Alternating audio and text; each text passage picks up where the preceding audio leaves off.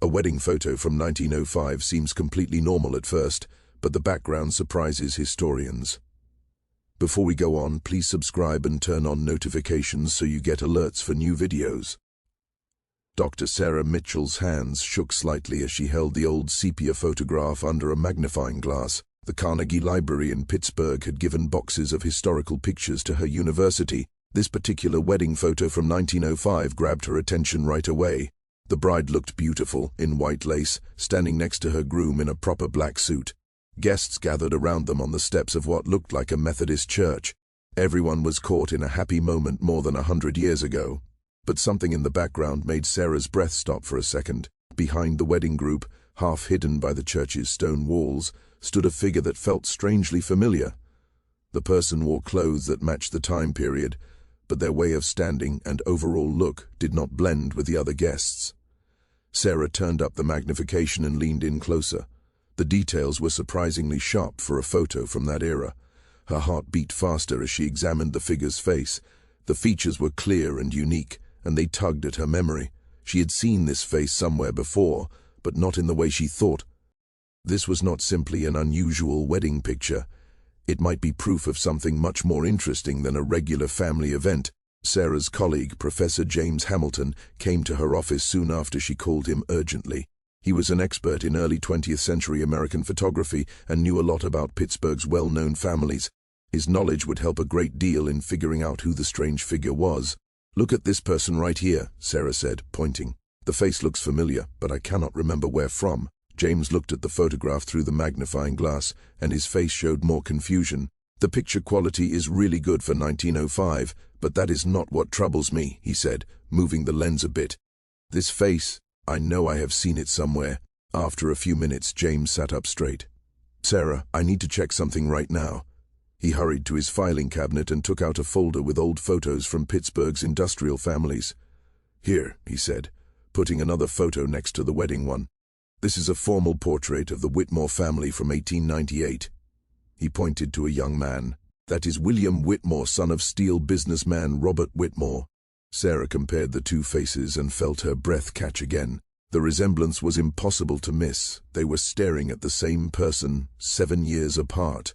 Determined to solve the puzzle, Sarah looked into William Whitmore's life and death records. The Pittsburgh City Archives had plenty of documents about the family, including birth papers, marriage records, and death notices from the early 1900s. What she found made her feel cold all over. Official records said William Whitmore died in a laboratory accident on March 15, 1903, more than 2 years before the wedding photo was taken. The Pittsburgh Gazette had printed stories about the explosion in his private lab that killed the young inventor and photographer. Sarah checked the wedding date against family records. The marriage between Margaret Whitmore and Thomas Anderson happened on June 15, 1905. Margaret was William's sister. According to every document, he had been dead for over 2 years when this picture was snapped. She spent many hours looking at death certificates, coroner reports, and newspaper stories. Every official source told the same story. William Whitmore died in 1903 from a chemical explosion in his lab. His funeral drew many important people from Pittsburgh families. Yet here he was, clearly visible in a 1905 photograph, attending his sister's wedding. Either the records were mistaken, or something very unusual let a dead man show up at a family celebration years after his burial. Sarah reached out to living relatives of the Whitmore family. Through family history research, she found Jennifer Whitmore Chen, Margaret's great-great-granddaughter, who lived in Philadelphia. Jennifer, a retired librarian, kept many family records and photos. "I have never seen this photo before," Jennifer said during their video call while looking at the image Sarah sent. "But it is definitely my great-great-grandmother's wedding. I recognize several old family members." When Sarah pointed out William in the background, Jennifer reacted right away. "That is impossible," she whispered. "Uncle William died long before I was born, but I know him right away." "He could not have been at this wedding. He was already gone." Jennifer stepped away for a moment, then came back with a family Bible and several old photo albums. "There is something I need to look at," she said, turning through the pages. After a while, she found what she wanted. "Here," she said, pointing to a handwritten note, dated June 1905. Great-grandmother wrote, "William was there, though we cannot speak of it.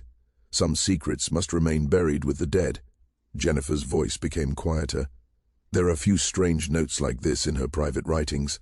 I always thought they were just ways of dealing with sadness. But now I wonder if there was more to it.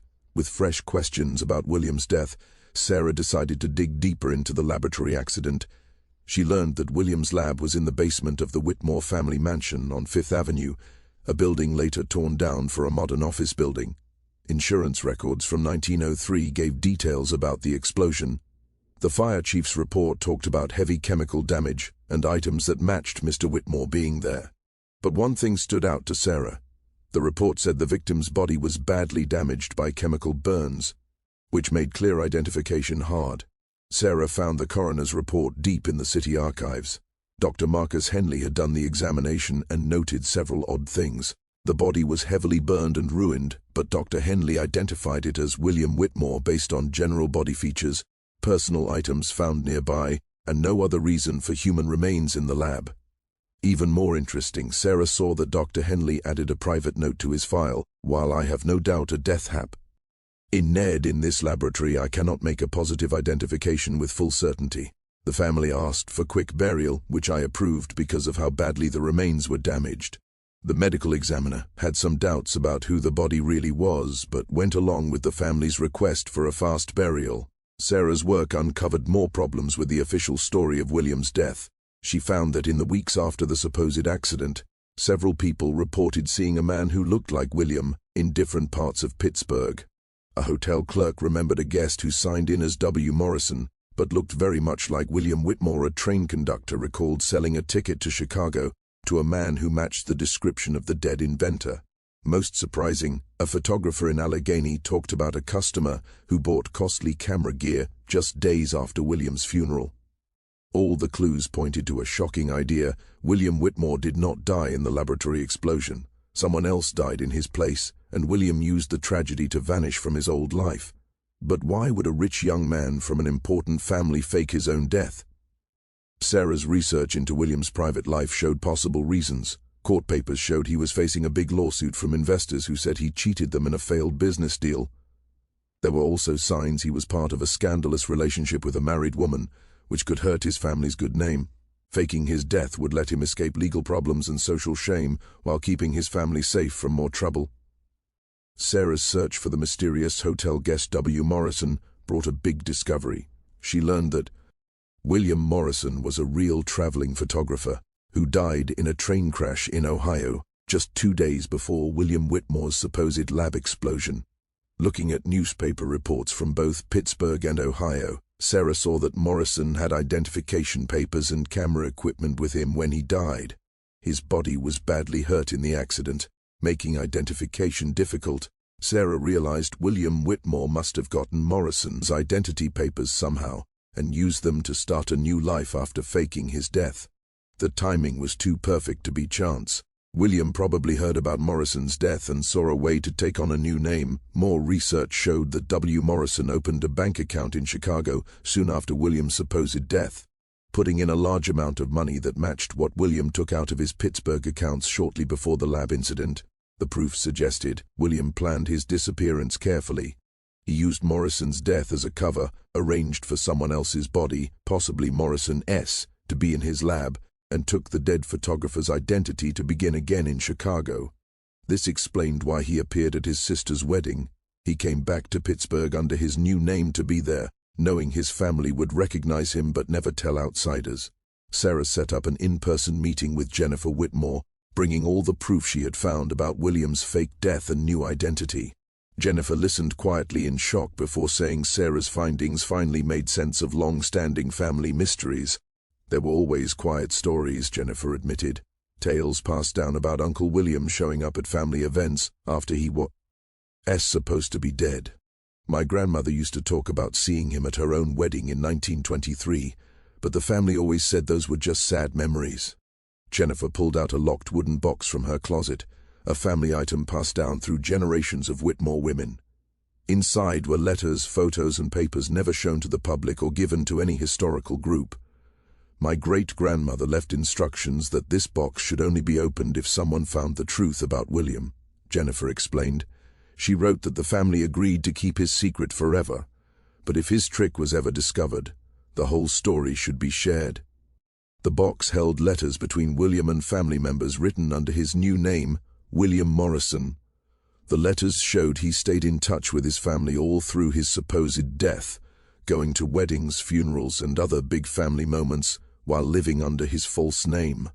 One letter from 1920 said, "My dear sister Margaret, I know my being at family gatherings upsets you, but I cannot miss these special times.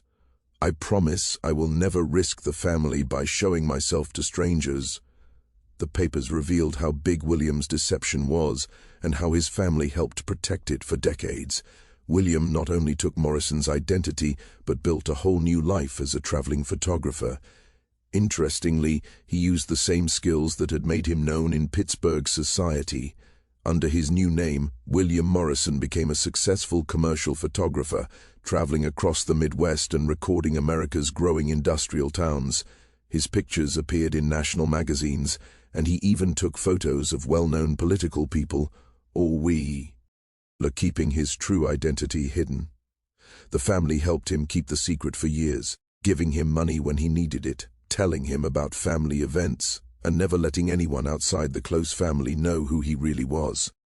Margaret's private diary showed how hard it was to keep the secret.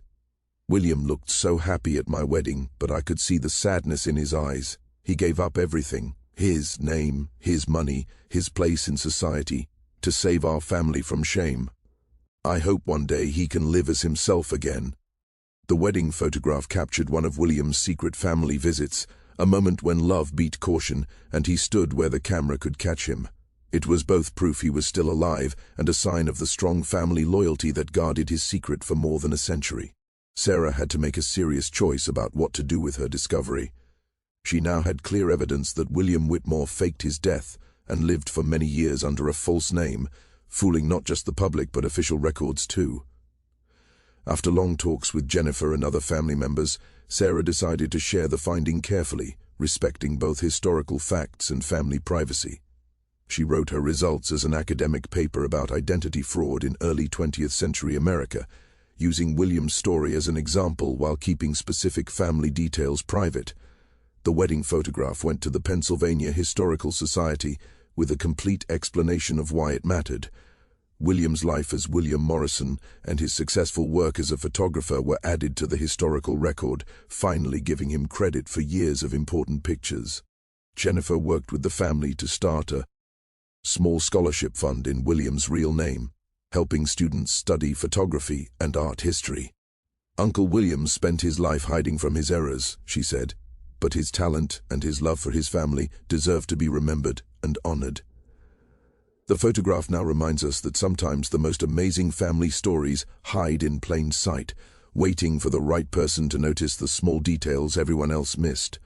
William Whitmore's secret lasted over a century because of the love and loyalty of a family that knew protecting someone dear sometimes means making hard choices. Sarah's lucky find at an estate sale uncovered not just a photo mystery, but a very human tale of second chances, sacrifice, and the lasting strength of family ties that go beyond even death and secrets.